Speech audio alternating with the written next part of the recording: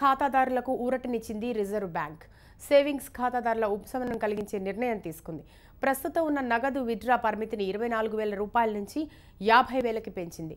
నగదు ఉపసంహరణ పరిమితి పెంపు ఈ నెల 20 నుంచి అమల్లోకి రానుంది. అలాగే విత్డ్రాలపై ఉన్న పరిమితులను 2 దశల్లో పూర్తిగా తొలగించబోతున్నట్లు ఆర్బీఐ డిప్యూటీ గవర్నర్ ప్రకటించారు.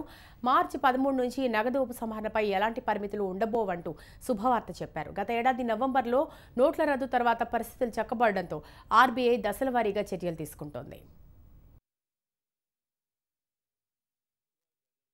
The limits on cash withdrawal from savings bank accounts continue to be in place.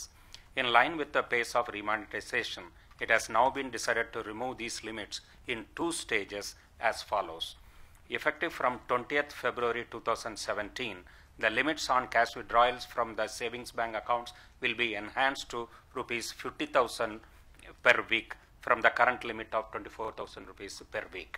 Effective from 13th March 2017, there will be no limits prescribed by the Reserve Bank on cash withdrawals from savings bank accounts.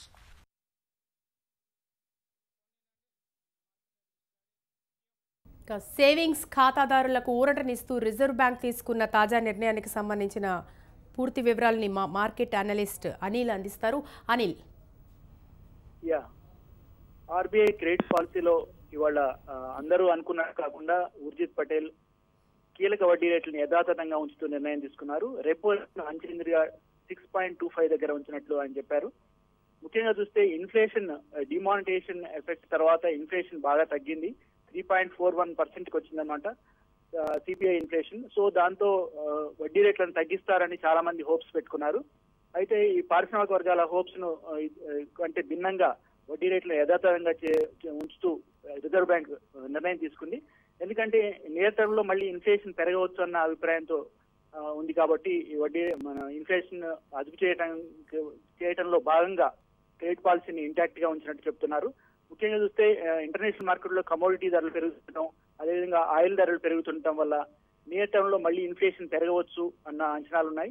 అదేవిధంగా fiscal consolidation కోసం government పూర్తిగా కట్టుబడి ఉన్నట్టు చెప్తున్నారు.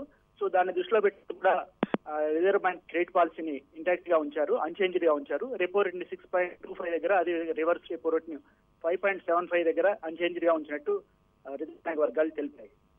Right, thank you Anil.